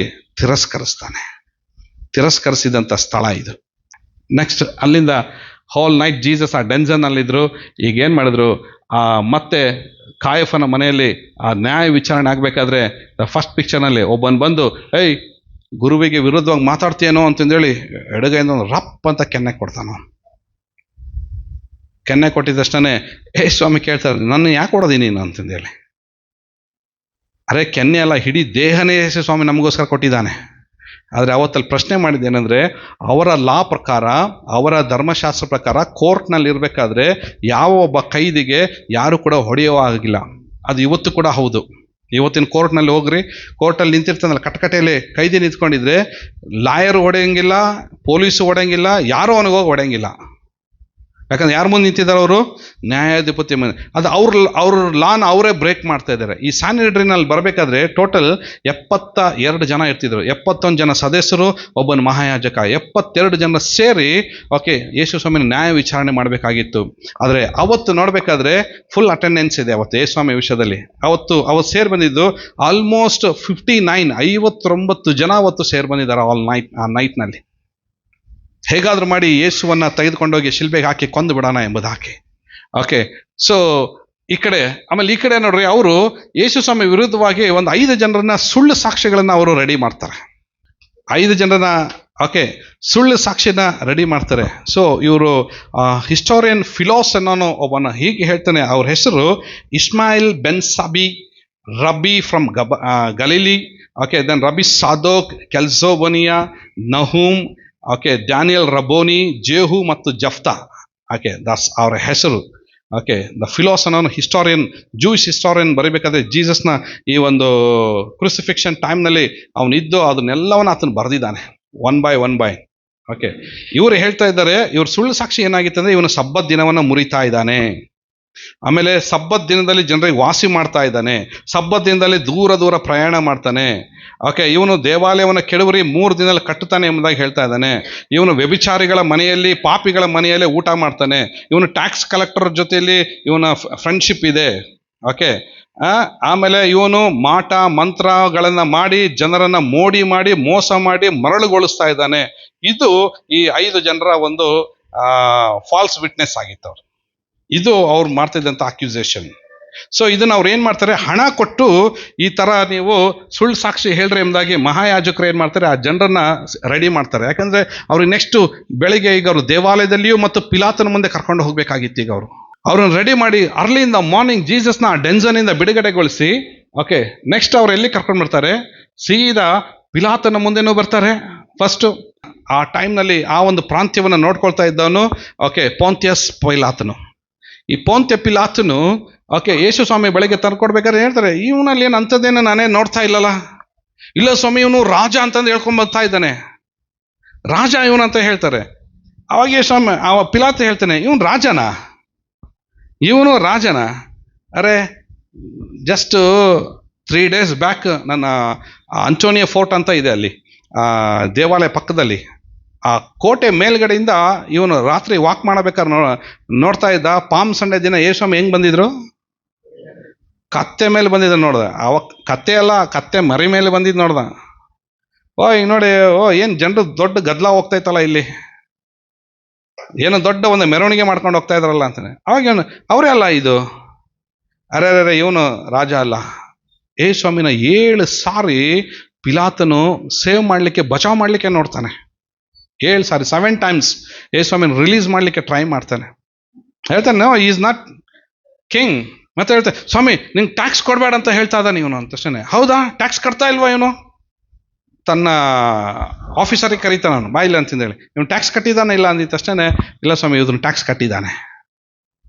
ಹೆಂಗೆ ಗೊತ್ತಾ, ದೇವಾಲಯದಲ್ಲಿ ಹೇಳ್ಬೇಕಾದ್ರೆ ಅವ್ರು ಕೇಳ್ತಾರೆ, ನಾವು ಸೀಸರ್ನಿಗೆ ಟ್ಯಾಕ್ಸ್ ಕಟ್ಟಬೇಕೋ ಕಟ್ಟಬಾರ್ದಾ? ಯೇಸುಸ್ವಾಮಿ ಏನು ಹೇಳಿದ್ರು, ಸೀಸರ್ದನ್ನ ಸೀಸರ್ಗೆ ಕೊಡ್ರಿ, ಟ್ಯಾಕ್ಸ್ ಕಟ್ರಿ, ದೇವ್ರದನ್ನ ದೇವ್ರಿಗೆ ಕೊಡ್ರಿ, ಕಟ್ಟಬೇಡ ಅಂತಂದೇನು ಹೇಳಿಲ್ಲ. ಆಮೇಲೆ ಇನ್ನೊಂದು ಸಾರಿ ಟ್ಯಾಕ್ಸ್ ಕಟ್ಟಬೇಕಾದ್ರೆ ಪೇತ್ರನಿಗೆ ಹೇಳ್ತಾರೆ, ಪೇತ್ರ ಹೋಗಿ ಬಲಿ ಹಾಕು, ಗಾಣ ಹಾಕು, ಫಸ್ಟ್ ಮೀನು ತೆಗೆದ್ರೆ ಬಾಯಲ್ಲಿ ಕಾಯಿನ್ ಬರ್ತದೆ, ಅದು ತೊಗೊಂಡು ನಿಂದು ಹೋಗಿ ಟ್ಯಾಕ್ಸ್ ಕಟ್ಟು. ಪ್ರೈಸ್ ಇಲ್ಲ. ಸೊ ಇದು ರಿಪೋರ್ಟ್ ಕೊಡ್ತಾನೆ ಅವನು. ಕೊಟ್ಟಿದ ತಕ್ಷಣ, ಇವನು ಟ್ಯಾಕ್ಸ್ ಕಟ್ಟಿದ್ದಾನೆ, ನೀವು ಸುಳ್ಳು ಹೇಳ್ತಾ ಇದ್ದೀರಾ ನೀವು. ಆಮೇಲೆ ಹೇಳ್ತಾರೆ, ಸರ್ ಇವನು ಇಡೀ ಗಲಿಲಾಯ ಪ್ರಾಂತ್ಯ ಪೂರ್ತಿ ಜನರನ್ನು ಮರಳುಗೊಳಿಸಿ ಕೆಡಿಸ್ಬಿಟ್ಟಾನೆ. ಯಾವಾಗ ಹಂಗೆ ಹೇಳಿದ ತಕ್ಷಣ, ಗಲಿಲಾಯನ? ಹಾಗಾದ್ರೆ ಗಲಿಲಾಯ ನನ್ನ ಅಂಡರ್ನಲ್ಲಿ ಬರೋದಿಲ್ಲ, ಹೋಗ್ರಿ ಇದೇ ಊರಿನಲ್ಲಿ ಇದೇ ಹಬ್ಬದಲ್ಲಿ, ನಿಮ್ಮ ಪಸ್ಕ ಹಬ್ಬದಲ್ಲಿ ಎಕ್ಸಾಕ್ಟಾಗಿ ನಿಮ್ಮ ಹೆರೋದ ರಾಜ ಬಂದಿದ್ದಾನೆ ನೋಡ್ರಿ, ಹೆರೋದ್ ಫಿಲಿಪ್ ಇದ್ದಾನೆ ಇಲ್ಲೇ, ಹೋಗ್ರಿ ಅವನ ಹತ್ರ, ಹೆರೋದ ರಾಜ ಇಲ್ಲೇ ಇದ್ದಾನೆ, ಅವನ ಹತ್ರ ಹೋಗ್ರಿ. ಮತ್ತೆ ಯೇಸುಸ್ವಾಮಿನಲ್ಲಿಂದ ಕಟ್ಕೊಂಡು ಅವನ ಕೈಯನ್ನು ಚೈನನ್ನೆಲ್ಲ ಕಟ್ಕೊಂಡು ಸ್ಟ್ರೈಟಾಗಿ ಹೆರೋದನ ಹತ್ರ ಮತ್ತೆ ಕರ್ಕೊಂಡು ಬರ್ತಾರೆ. ಹೆರೋದನ ಹತ್ರ ಪಕ್ಕದಲ್ಲಿದೆ ನೋಡ್ರಿ, ಸೆಕೆಂಡ್ ಪಿಕ್ಚರಲ್ಲಿ ಹೆರೋದನ ಹತ್ರ ಕರ್ಕೊಂಡು ಬರ್ತಾರೆ. ಈ ಹೆರೋದ ಯೇಸುಸ್ವಾಮಿ ನೋಡ್ಬೇಕಂದ್ರೆ ಬಹಳ ಆಸೆ ಪಟ್ಟಿದ್ದ. ಯೇಸುಸ್ವಾಮಿ ಕುರಿತಾಗಿ ಬಹಳ ವಿಷಯಗಳನ್ನು ಕೇಳಿಸ್ಕೊಂಡಿದ್ದ ಅವನು. ಯೇಸುಸ್ವಾಮಿ ಮಾಡೋ ಅದ್ಭುತ, ಯೇಸುಸ್ವಾಮಿ ಉಪದೇಶ, ಓಕೆ, ಯೇಸುಸ್ವಾಮಿ ಹಿಂದೆ ಹೋಗ್ತಿದ್ದಂಥ ಜನರ ಒಂದು ಗುಂಪು, ಇದನ್ನೆಲ್ಲ ನೋಡಿದ್ದ ಆತನು, ಕೇಳಿದ್ದ ಅಷ್ಟೇ ಅವನು. ಸೊ ಅದಕ್ಕೆ ಈಗ ಯೇಸುವನ್ನ ಪರ್ಸ್ನಲ್ ಆಗಿ ನಾವು ನೋಡ್ಬೇಕಂದ್ರೆ ನನ್ನ ಆಸೆ ಇತ್ತು. ಕೇಳ್ತಾನೆ, ನೀನು ಯಹೂದ್ಯರ ರಾಜನು, ನಿನ್ನ ರಾಜ ಅಂತ ಡಿಕ್ಲೇರ್ ಮಾಡ್ಕೊಂಡ್ರೆ ನೀನೇನ ಪ್ರವಾದಿ? ಅವನು ಈ ತಿಬೇರಿಯ ಅಲ್ಲಿ ಪಕ್ಕದಲ್ಲಿ ಇದ್ದಂಥ ತಿಬೇರಿಯ ಪಟ್ಟಣದ ರಾಜನ ಮಗಳನ್ನು ಅವನು ಮದುವೆ ಆಗಿರ್ತಾನೆ. ಅದಕ್ಕೆ ಆ ರಾಜ ಕೊಡಬೇಕಾದ್ರೆ ಒಂದು ನಾಯಿ ಕೊಟ್ಟಿರ್ತಾನೆ ನನಗೆ, ಒಂದು ಡಾಗ್. ಆ್ಯಕ್ಚುಲಿ ಹಿಸ್ಟೋರಿಯನ್ ಫಿಲಾಸ್ ಮತ್ತು ಫೆಲ್ವಿಸ್ ಜೋಸಫಾಸ್ ಹಿಸ್ಟೋರಿಯನ್ಸ್ ಅದರಲ್ಲಿ ಅವರು ರೆಕಾರ್ಡ್ ಮಾಡಿದ್ದಾರೆ. ಏನು ಹೇಳ್ತಾರೆ ಅಂದರೆ, ಅವರು ಯೇಸುಸ್ವಾಮಿ ಟೈಮ್ನಲ್ಲಿ ಅವನು 3 ವಿಧವಾದಂಥ ಶೋಧನೆಗಳನ್ನು ಮಾಡ್ತಾನೆ. ಮೊದಲನೇದು ಹೇಳ್ತಾನೆ, ಓಕೆ, ಈ ನಾಯಿ ಕಾಲು ಮುರಿದೈತೆ, ಇದರದ ರೆಡಿ ಮಾಡಿದ್ದಾನೆ. ಯೇಸು ಸ್ವಾಮಿ ಒಂದು ಮಾತಾಡೋದಿಲ್ಲ. ಎರಡನೇದು, ಒಂದು ಹೂವಿನ ಕುಂಡ ತಂದಿಟ್ಟು ಹೇಳ್ತಾರೆ, ಇದನ್ನು ಗೋಲ್ಡ್ ಪಾಟಾಗಿ ನೀನು ಮಾಡು. ಯೇಸು ಸ್ವಾಮಿ ಅವಾಗಲೂ ಕೂಡ ಏನು ಮಾತಾಡೋದಿಲ್ಲ, ಸೈಲೆಂಟ್ ಆಗಿರ್ತಾರೆ. ನೆಕ್ಸ್ಟು ದ ಫೈನೆಸ್ಟ್ ಡ್ರಿಂಕ್ಸ್ ತಂದು ಮುಂದೆ ಇಟ್ಟು ನ್ಯೂಡ್ ಗರ್ಲ್ಸ್ ಬರ್ತಾರೆ, ಹೆಣ್ಮಕ್ಳು, ಹುಡುಗಿಯರು ಜಸ್ಟ್ ಕೆಲವು ರಿಬ್ಬನ್ಸ್ ಮಾತ್ರ ಕಟ್ಕೊಂಡು ನೆಕೆಡಾಗಿ ಬಂದು ಅವ್ರು ಡ್ಯಾನ್ಸ್ ಮಾಡಿದ್ರಂತಲ್ಲಿ. ಬಟ್ ಆದರೆ ಯೇಸು ಸ್ವಾಮಿ ಅದನ್ನು ಕಣ್ಮುಚ್ಚ ಹಾಗೆ ಮುಚ್ಕೊಂಡ್ಬಿಟ್ರು, ಅದನ್ನು ನೋಡ್ಲಿಕ್ಕೆ ಕೂಡ ಇಲ್ಲ. ಅವಾಗ ಆತನಿಗೆ, ಇವನು ಯಾರೋ ಹುಚ್ಚನ್ನು ಕರ್ಕೊಂಬಂದಿರ ನೀವು, ಓಕೆ, ಇವನು ನಿಜವಾಗಿ ಇವನು ರಾಜನೂ ಅಲ್ಲ, ಮನುಷ್ಯನೂ ಅಲ್ಲ, ಹುಚ್ಚ ಇವನು ಅಂತಂದೇಳಿ ತಿರುಗಿ ಹೊಡೆದು, ನನಗೆ ಇವನಿಗೆ ಮರಣದಂಡನೆ ಕೊಡುವ ಅಧಿಕಾರ ನನಗಿಲ್ಲ. ಯಾಕಂದರೆ ಸ್ನಾನಿಕನಾದಂಥ ತಲೆಯನ್ನು ಇವನು ಯಾವಾಗ ಕಡಿಸಿದ್ನೋ ಅವಾಗಲೇ ಇವನು ಆ ಪವರ್ ಇವನಿಗೆ ಹೋಗ್ಬಿಟ್ಟಿತ್ತು. ರೋಮ್ನವರು ಆ ಪವರ್ ಕಿತ್ಕೊಂಡ್ಬಿಟ್ಟಿದ್ರು. ಈಗ ನನ್ನ ಹತ್ರ ಪವರ್ ಇಲ್ಲ ಇವನಿಗೆ ಸಾಯಿಸ್ಲಿಕ್ಕೆ, ಇವನು ತಿರುಗಿ ಪಿಲಾತನ ಬಳಿಗೆ ತೆಗೆದುಕೊಂಡು ಹೋಗ್ರಿ. ರಿಟರ್ನ್ ಈಗ ಅವರು ಏನು ಮಾಡ್ತಾಯಿದ್ದಾರೆ, ಪಿಲಾತನ ಮುಂದೆ ಕರ್ಕೊಂಡು ಬರ್ತಾರೆ. ರಿಟರ್ನ್ ಮತ್ತು ಇನ್ನೊಂದು ಸಾರಿ ಈ ಕಡೆ ಪಿಕ್ಚರಲ್ಲಿ ನೋಡ್ರಿ, ಪಿಲಾತನ ಮುಂದೆ ಕರ್ಕೊಂಡು ಬರ್ತಾ ಇದ್ದಾರೆ. ಈಗ ಒಂದು ದೊಡ್ಡ ಟೆನ್ಷನ್ ಆಗಿಬಿಡ್ತು ಪಿಲಾತನಿಗೆ. ಓ, ಏನು ಇವ್ರು ಇಷ್ಟು ದೊಡ್ಡ ಗದ್ದಲ ಮಾಡ್ತಾ ಇದ್ದಾರೆ. ಇವಾಗ ಆ ಸುಳ್ಳು ಸಾಕ್ಷಿಗಳನ್ನೆಲ್ಲ ಕರ್ಕೊಂಡ್ಬಂದು ಸಾಕ್ಷಿ ಹೇಳಿಸ್ಲಿಕ್ಕೆ ಪ್ರಾರಂಭ ಮಾಡಿದ್ರು. ಈಗ ಅದಕ್ಕೆ ಪಿಲಾತ ಹೇಳ್ತೇನೆ, ಒಂದು ನಿಮಿಷ, ನಾನು ಪರ್ಸ್ನಲ್ ಆಗಿ ಸ್ವಾಮಿ ಜೊತೆ ನಾನು ಮಾತಾಡಬೇಕು. ತನ್ನ ಪರ್ಸ್ನಲ್ ರೂಮಲ್ಲಿ ಕರ್ಕೊಂಡು ಹೋಗ್ತಾರೆ. ಕರ್ಕೊಂಡೋಗಿ ಸ್ವಾಮಿ ಜೊತೆ ಮಾತಾಡ್ತಾನೆ ಪರ್ಸ್ನಲ್ ಆಗಿ. ಏನಪ್ಪ ನೀನು ರಾಜನ? ಹೌದು. ಸ್ವಾಮಿ ಹೇಳ್ತಾರೆ, ನೀನೇ ಹೇಳ್ದಲ್ಲ ರಾಜ ಅಂತ. ಫೈನ್ ಆನ್ಸರ್ ಕೊಡ್ತಾರೆ ನನಗೆ, ನೀನೇ ಹೇಳ್ದಲ್ಲ ರಾಜ ಅಂತ. ನಿನ್ನ ರಾಜ್ಯನೇ ಬೇರೆ, ನನ್ನ ರಾಜ್ಯನೇ ಬೇರೆ.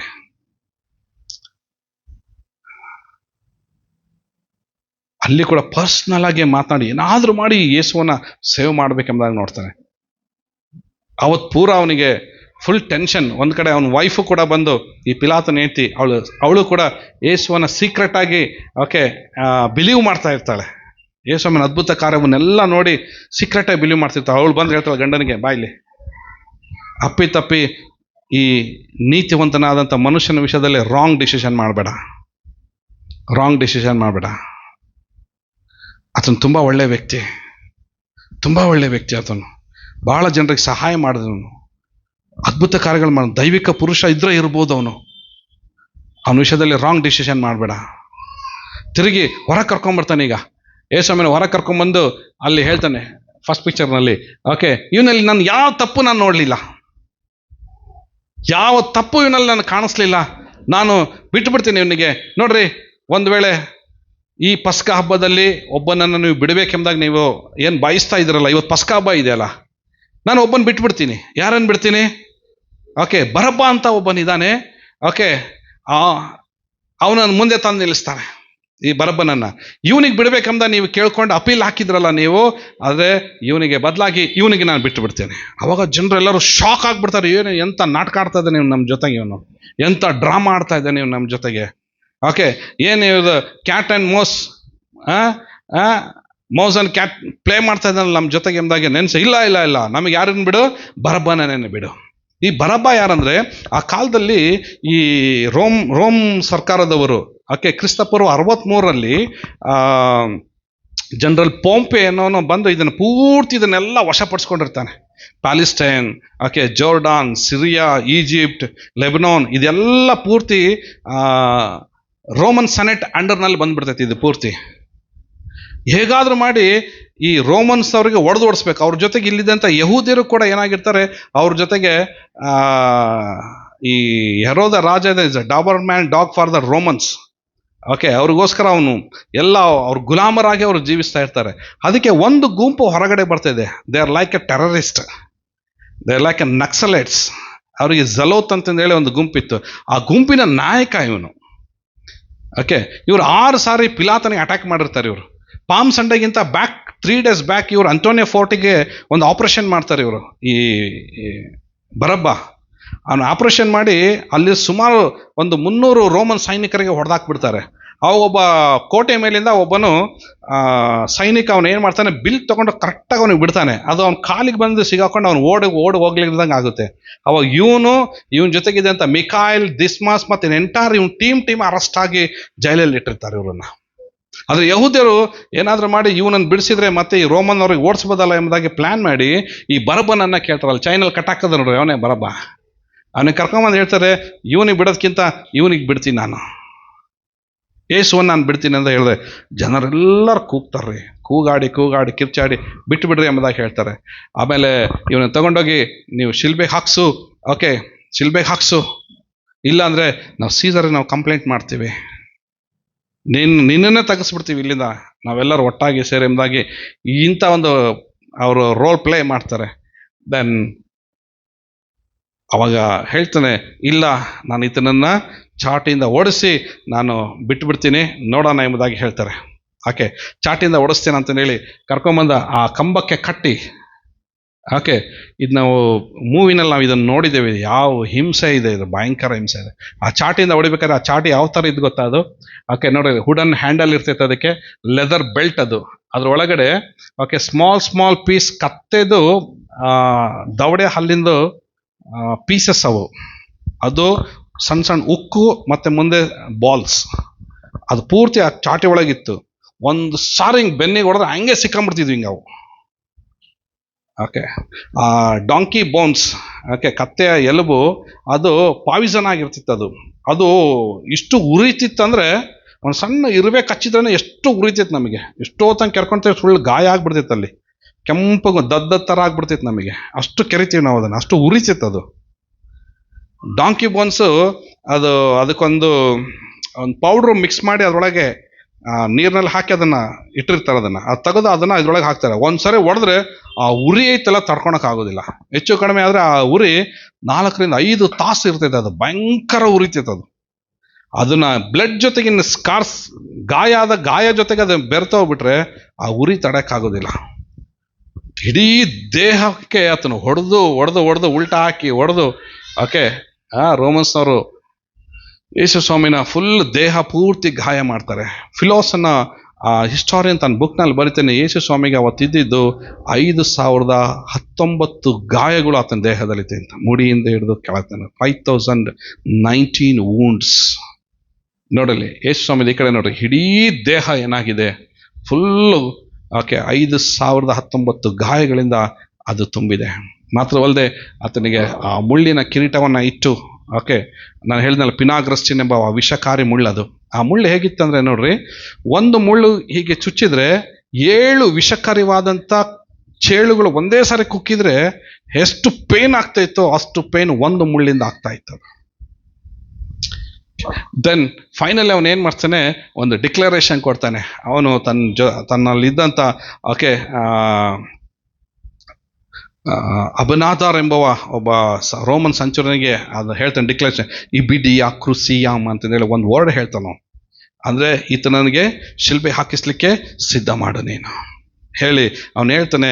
ಹಾಗಾದರೆ ಈ ಪಾಪದಲ್ಲಿ ನಂದೇನು ತಪ್ಪಿಲ್ಲ ಎಂಬುದಾಗಿ ಹೇಳಿ ಅವನೇನು ಮಾಡ್ತಾನೆ, ಕೈ ತೊಳ್ಕೊಂಡ್ಬಿಡ್ತಾನೆ.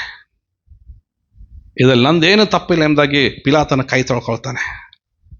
ಅವ್ರು ಹೇಳ್ತಾರೆ, ಇರಲಿ ಬಿಡ್ರಿ, ಅದಕ್ಕೆ ಉತ್ತರ ನಮ್ಮ ಮಕ್ಕಳು ನಾವು ಉತ್ತರ ಕೊಡ್ತೀವಿ, ನಾವು ಜವಾಬ್ದಾರರಾಗ್ತೀವಿ. ಮುಂದೆ ಒಂದಿನ ನಾನು ಹೇಳ್ತೀನಿ ರೀ, ನೆಕ್ಸ್ಟ್ ವೀಕ್ನಲ್ಲಿ ಆ ಕಡೆ ಹೇಳ್ತೀನಿ, ಹೆಂಗೆ ಆ ಶಾಪ ಅವ್ರ ಮೇಲೆ ಬಂತದು, ಈ ಶಾಪ ಹೆಂಗೆ ಜನ್ರೇಷನ್ ಇವತ್ತು ಟಿಲ್ 2025 ತನಕ ಆ ಶಾಪ ಹೆಂಗೆ ಅವ್ರ ಮೇಲೆ ಬಂತಂತ ನೆಕ್ಸ್ಟ್ ನಾನು ಅದು ನಿಮ್ಮ ಜೊತೆ ನಾನು ಹಂಚ್ಕೊಳ್ತೀನಿ. ನೆಕ್ಸ್ಟ್ ಯೇಸು ಸ್ವಾಮಿನ ಏನು ಮಾಡ್ತಾರೆ, ಶಿಲ್ಬೆನ ಹೊರಿಸ್ತಾರೆ. ಅದು 150 kg ವೇಟ್ ಇತ್ತು, 15 ಅಡಿ ಉದ್ದ, 8 ಅಡಿ ಅಗಲ ಇತ್ತು. ಅದು 15 feet height, 8 feet width, okay 150 kg weight ಇತ್ತದು. ಎಕ್ಸಾಕ್ಟಾಗಿ ಯೇಸು ಸ್ವಾಮಿಗೆ ಶಿಲ್ಬೆಗೆ ಹೊತ್ತಂಥ ಸ್ಥಳ, ನಾನು ನಿಂತ್ಕೊಂಡಿದ್ದಂಥ ಸ್ಥಳ ಅದು. ಎಕ್ಸಾಕ್ಟಾಗಿ ಎಲ್ಲಿ ಈ ಪಿಕ್ಚರ್ ಇದೆಯೋ ಆ ಪಿಕ್ಚರ್ ನಡೆದಂಥ ಸ್ಥಳ ಅದು. ಅಲ್ಲೇ ಯೇಸು ಸ್ವಾಮಿ ಶಿಲ್ಬೆನ ಹೊರಿಸಿದ್ರು. ಅಲ್ಲಿಂದ ಯೆರೂಸಲೇಮಿನ ಬೀದಿನಲ್ಲಿ ಯೇಸು ಸ್ವಾಮಿನ ಕರ್ಕೊಂಡು ಬರ್ತಾರೆ. ಓಕೆ, ಯೆರೂಸಲೇಮಿನ ಬೀದಿಯಲ್ಲಿ ಕರ್ಕೊಂಡು ಬರ್ಬೇಕಾದ್ರೆ ಆತನು 3 ಸಾರಿ ಆತನು ಬೀಳ್ತಾನ್ರಿ ಯೇಸು ಸ್ವಾಮಿ ಶಿಲ್ಬೆನ ಹೊತ್ಕೊಂಡು. ಅದಕ್ಕೆ ಆ ಭಾರ ತಳ್ಳಲಾರ್ದೆ ಅಲ್ಲೇ ಇನ್ನೊಬ್ಬ ಕುರಿಯನೆ ಪಟ್ಟಣದ ಸೀಮೋನನ್ನು ಸ್ವಲ್ಪ ದೂರ ಅವನಿಗೆ ಹಿಡ್ಕೊಳ್ತಾರೆ, ಬಿಟ್ಟು ಹಿಡಿತಾರೆ. ಅವನು ಸ್ವಲ್ಪ ದೂರ ಒಂದು ಕೆಲವು ಮೀಟರ್ಸ್, ಒಂದು 20 meters, ಓಕೆ ಅವನು ಕೂಡ ಶಿಲ್ಬೆಯನ್ನು ಹೊತ್ಕೊಂಡು ಹೋಗ್ತಾನೆ, ಸಹಾಯ ಮಾಡ್ತಾನೆ ಯೇಸು ಸ್ವಾಮಿಗೆ. ಇದರ ನಿಮಿತ್ತವಾಗಿ ಓಕೆ ಅವನ ಸಂತತಿಯಲ್ಲಿ ಇಸ್ರಾಯೇಲ್ಗೆ ಫಸ್ಟ್ ಗವರ್ನರ್ ಇವನ ಸಂತತಿಯಲ್ಲೇ ಬರ್ತಾರೆ. ಯಾರ್ದು? ಈ ಆ ಕಡೆ ಇದನ್ನಲ್ಲ, ಕುರಿಯನೆ ಪಟ್ಟಣದ ಸೀಮೋನನ ಸಂತತಿಯವರು. ದೇವರು ಅವ್ರನ್ನೂ ಕೂಡ ಮರ್ತು ಬಿಟ್ಟಿಲ್ಲ. ಸಹಾಯ ಮಾಡಿದಕ್ಕೆ ದೇವರ ಕೃತಜ್ಞತೆಯಿಂದ ಇಸ್ರಾಯೇಲ್ ದೇಶಕ್ಕೆ ಗವರ್ನರನ್ನ, ಅವ್ರ ಸಂತತಿಯವರು ಗವರ್ನರ್ ಆಗಿದ್ದಾರೆ. ಆಮೇನ್. ಸೊ ಅವರು ಯೆರೂಸಲೇಮಿನ ಬೀದಿನೆಲ್ಲ ಹಾಗೆ ಅವರು ನಡ್ಕೊಂಡು ಬರ್ತಾರೆ. ನೋಡ್ರಿ, ಇದೇ ಬೀದಿಯಿಂದ ಅವರು ನಡ್ಕೊಂಡು ಬಂದಂಥ ಒರಿಜಿನಲ್ ಪ್ಲೇಸ್ ಇದೆಲ್ಲ. ಇನ್ನು ಸಾಕಷ್ಟು ಪಿಕ್ಚರ್ಸ್ ಇದೆ. ಓಕೆ, ಟೈಮ್ ಆಗ್ತಿರೋದ್ರಿಂದ ನಾನು ಕೆಲವು ಪಿಕ್ಚರ್ಸ್ ಮಾತ್ರ ಹಾಕಿದ್ದೀನಿ ನಾನು. ಓಕೆ, ಯೇಸುಸ್ವಾಮಿ ಶಿಲ್ಬೆಗೆ ಹಾಕಿದಂಥ ರೂಟ್ ಇದಕ್ಕೆ ನಾವೇನು ಹೇಳ್ತಾರೆ, ಇದನ್ನು ಡೊಲೋರೊಸಾ ರೂಟ್ ಅಂತ ನಾವು ಇದನ್ನು ಕರಿತೀವಿ. Okay, the way Jesus took his cross to Golgotha. ಹೇಗೆ ನಡ್ಕೊಂಬಂದ್ರೆ ಫಸ್ಟ್ ನಂಬರ್ 1 ಅಂತ ಕಾಣ್ತೈತೆ ನೋಡ್ರಿ ಅಲ್ಲಿ ಮೇಲೆ.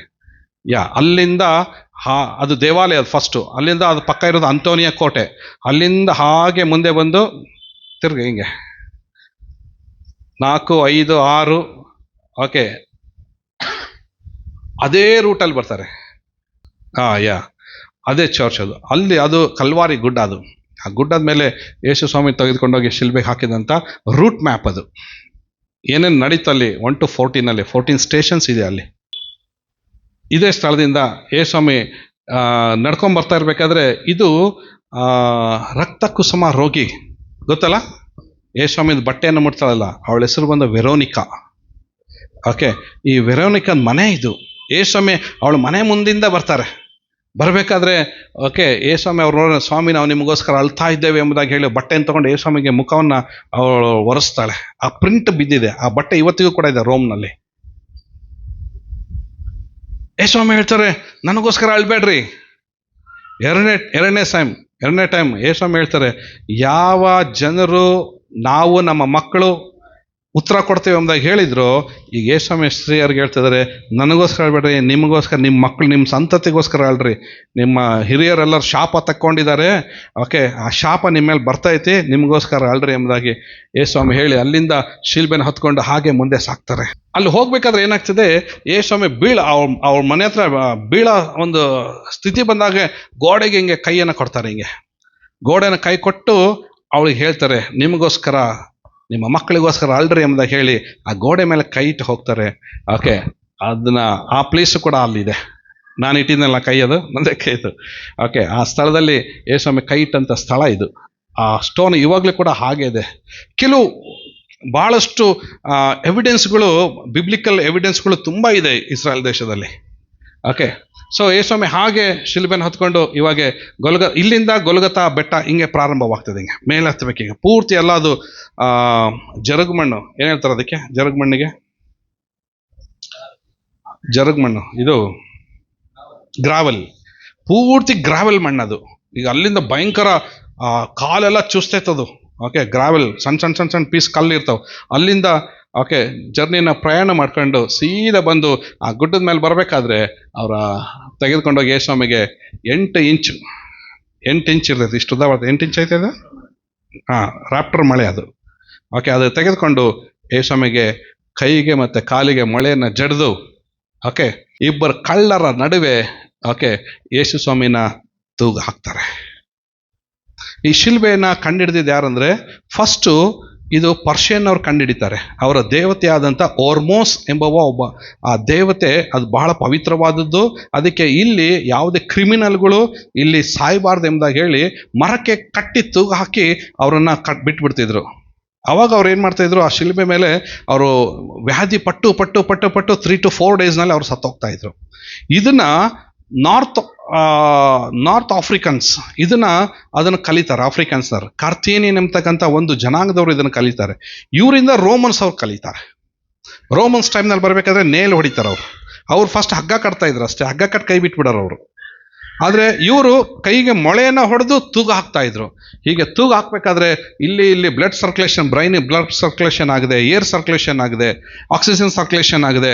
ನಿಧಾನಕ್ಕೆ ಕಣ್ಣೆಲ್ಲ ದಪ್ಪ ಆಗಿ, ನಾಲಿಗೆಲ್ಲ ದಪ್ಪ ಆಗಿ, ನಾಲಿಗೆ ಹೊರಗೆ ಬಿದ್ದು, ಕಣ್ಣೆಲ್ಲ ಹೊರಗೆ ಬಿದ್ದು, ಆವಾಗ ಕಾಗೆಗಳು, ಹದ್ದುಗಳೆಲ್ಲ ಬಂದು ಕುಕ್ಕಿ ಅವನ್ನು ತಿಂತಾ ಇದ್ವು. ತಿಂದು ಅಷ್ಟು ವೇದನೆಗೆ ಅವರು ಒಳಪಡಿಸ್ತಾ ಇದ್ರು. ಆ ಟೈಮಲ್ಲಿ ಯೇಸುಸ್ವಾಮಿ ಬಟ್ಟೆಯನ್ನು ಬಿಚ್ಚಿ ಅವ್ರೇನು ಮಾಡ್ತಾಯಿದ್ರು, ಚೀಟನ್ನು ಹಾಕ್ಕೊಂಡು ಯೇಸುಸ್ವಾಮಿ ಬಟ್ಟೆಯನ್ನು ತೆಗೆದುಕೊಳ್ತಾರೆ. ಅದು 4 ಒಳಂಗಿ 4 ಪೀಸ್ ಆಯಿತು. ಓಕೆ, ಹೊರಂಗಿ ದೊಡ್ಡ ನಿಲುವಂಗಿ ಅದು ಒಬ್ರಿಗೆ ಸಿಕ್ತದು. ಓಕೆ, ಅದು ಮೆಸ್ಸಾಲ ಎಂಬತಕ್ಕಂಥ ಒಬ್ಬ, ಅದರೊಳಗಡೆ ಒಬ್ಬ ಮೆಸ್ಸಾಲ ಅಂತ ಒಬ್ಬನಿದ್ದಾನೆ, ಅವನಿಗೆ ಅದನ್ನು ಸಿಗ್ತದೆ. ನನಗೆ ಬಿತ್ತಿದ್ದ ಡಯಾಸ್ನಲ್ಲಿ ನನಗೆ ಸಿಗ್ತಾ ಅಲ್ಲೇ ಕೂದಲಾಯ್ತಲ್ಲ, ಅವನ ಹಿಸ್ಟಾರಿಯನ್ಸ್ ಜೋಸಫಸ್ ಹೇಳ್ತಾನೆ ಅವನ ಹೆಸರು ಮೆಸ್ಸಾಲ ಎಂಬುದಾಕಿ. ಅವನೇನು ಮಾಡ್ತಾನೆ, ಪಿಲಾತ ಒಂದು ಬೋರ್ಡನ್ನ ಹಾಕ್ಬಿಡ್ತಾನೆ ಯೇಸುಸ್ವಾಮಿ ತಲೆ ಮೇಲೆ.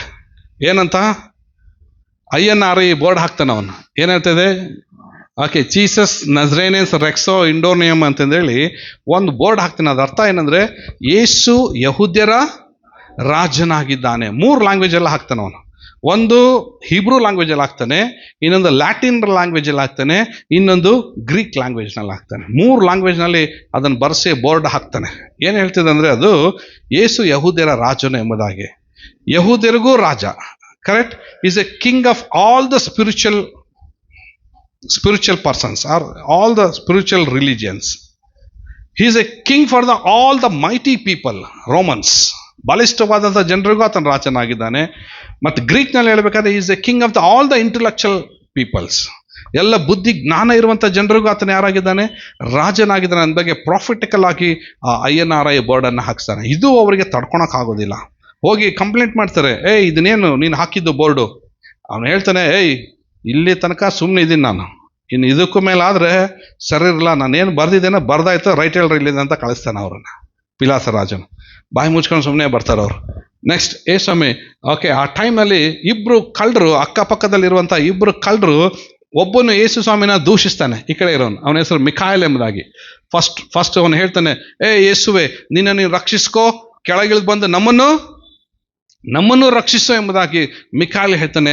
ಅದರ ಪಕ್ಕದಲ್ಲಿರುವಂಥ ದಿಸ್ಮಾಸ್ ಎಂಬವನು ಹೇಳ್ತಾನೆ, ಓಕೆ ಯೇಸುವೆ ನಿನ್ನ ರಾಜ್ಯವನ್ನು ಪಡೆದವನಾಗಿ ಬರುವಾಗ ನನ್ನನ್ನು ನೆನೆಸಿಕ.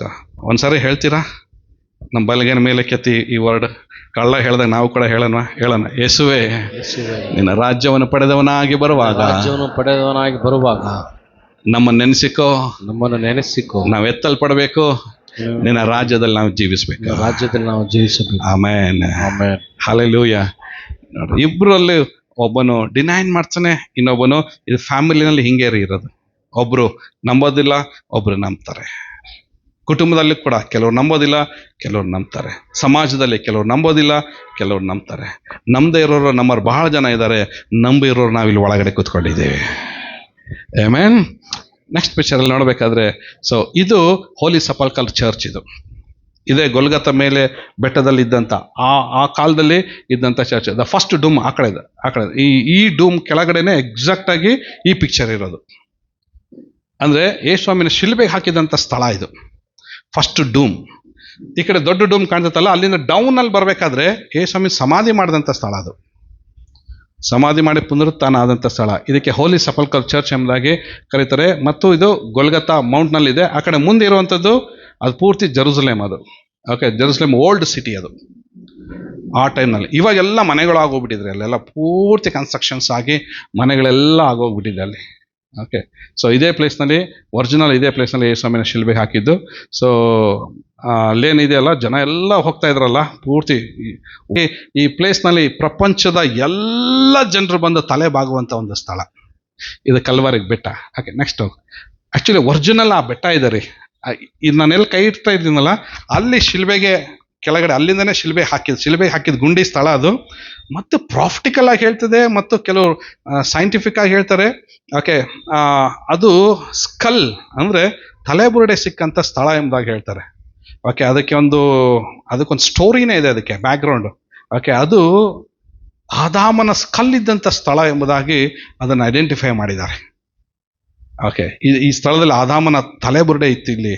ಯಾಕಂದರೆ ಆದಾಮನಿಗೂ ಕೂಡ ಯೇಸುಸ್ವಾಮಿಯ ಕ್ಷಮಾಪಣೆಯ ರಕ್ತ ಅವನ ಮೇಲೂ ಸಹ ಬಿದ್ದು ಅವನು ಕೂಡ ಡೆಲಿವರ್ ಆಗಬೇಕಾಗಿತ್ತು. ಸೊ ಆ ಥರ ಸಿಕ್ತು ಎಂಬುದಾಗಿ ಸಮ್ ಹಿಸ್ಟಾರಿಯನ್ ಸ್ಕಾಲರ್ಸ್ ಅಭಿಪ್ರಾಯ ಪಡ್ತಾರೆ. ಸೊ ದಟ್ ಪ್ಲೇಸ್, ಅದಕ್ಕೆ ಎಲ್ಲರೂ ಆ ಸ್ಥಳದಲ್ಲಿ ಹೋಗಿ ಅದನ್ನು ಟಚ್ ಮಾಡ್ತಾರೆ. ಅದನ್ನು ಈ ಕಡೆ ನೋಡ್ರಿ, ಇದು ಕಲ್ವಾರಿ ಗುಡ್ಡದ ಒರಿಜಿನಲ್ ಪೀಸ್. ಅದು ಗುಡ್ಡ ಒರಿಜಿನಲ್. ಅದು ಕೆಲವು ಬ್ಲಡ್ ಸ್ಕಾರ್ಸ್ ರೆಡ್ ಅಲ್ಲೇ ಕಾಣ್ತೈತೆ ನೋಡ್ರಿ. ನಿಮಗೆ ಕೆಂಪು ನಿಮಗೆ ಕಾಣ್ತೈತೆ ಇಲ್ಲ ಗೊತ್ತಿಲ್ಲ. ಲೈವ್ ನೋಡಿದಾಗ ಅದು ನಾನು ನೋಡಿದ್ದೇನೆ. ಇವಾಗಲೂ ಕೂಡ ಬ್ಲಡ್ ಸ್ಕಾರ್ಸ್ ಅದ್ರ ಮೇಲೆ ಇದೆ. ರಕ್ತದ ಕಲೆಗಳು ಇವತ್ತಿಗೂ ಕೂಡ ಆ ಗುಡ್ಡದ ಮೇಲೆ ಇದೆ. ಇದ್ರ ಗುಡ್ಡದ ಮೇಲೆ ಟಾಪ್ನಲ್ಲೇ ಯೇಸುಸ್ವಾಮಿ ಶಿಲ್ಬೆಗೆ ಹಾಕಿದಂಥ ಒರಿಜಿನಲ್ ಪ್ಲೇಸ್ ಇದು. ದೇವರಿಗೆ ಸ್ತೋತ್ರ ರೀ. ಎಲ್ಲಿ ದಾವಣಗೆರೆ ನಾನು ಹೋಗಿ ಆ ಪ್ಲೇಸ್ನ ಹೋಗಿ ಅದನ್ನು ಮುಟ್ಟಿ, ಇದನ್ನೆಲ್ಲರಿಗೂ ಬಿಡೋದಿಲ್ಲ. ಇದು ಡಾಕ್ಟರ್ ಶೌರಿ ಬಾಬು ಕೋನ ಅವ್ರ ಜೊತೆಗೆ ಹೋದವ್ರಿಗೆ ಮಾತ್ರ ಬಿಡ್ತಾರೆ. ನಮಗೊಂದು ಆಫರಿಂಗ್ ತೆಗೆದುಕೊಂಡ್ರು ಅಲ್ಲಿ ಹೋಗ್ಬೇಕಾದ್ರೆ, ಬಸ್ನಲ್ಲೇ ಒಂದು ಆಫರಿಂಗ್.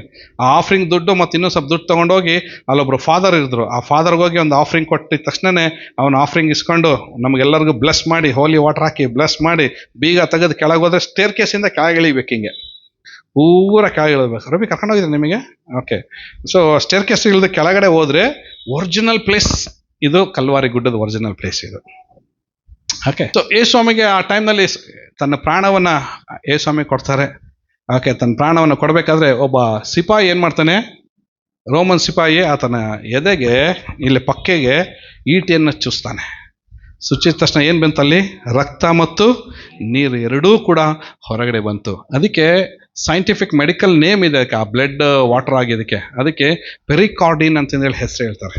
ಇದು ಒಂದು ಹೃದಯ ಸುತ್ತ ಇರುವಂಥ ಒಂದು ಫ್ಲೂಯಿಡ್. ಇದು ಫ್ಲೂಯಿಡ್ ಅಂದರೆ ದ್ರವ. ಒಂದು ಫ್ಲೂಯಿಡ್, ಒಂದು ದ್ರವ ಇದೆ ಸುತ್ತಲೂ. ಓಕೆ. ಅದು ಆ ಫ್ಲೂಯಿಡಲ್ಲಿ ಬ್ಲಡ್ ಮಿಕ್ಸ್ ಆಗಬಾರ್ದು ರೀ. ಆ ಫ್ಲೂಯಿಡಲ್ಲಿ ಬ್ಲಡ್ ಮಿಕ್ಸ್ ಆಯಿತು ಅಥವಾ ಬ್ಲಡ್ ಒಳಗೆ ಫ್ಲೂಯಿಡ್ ಮಿಕ್ಸ್ ಆಯ್ತು ಅಂದರೆ ಹಾರ್ಟ್ ಅಟ್ಯಾಕ್ ಆದ ಗ್ಯಾರಂಟಿ.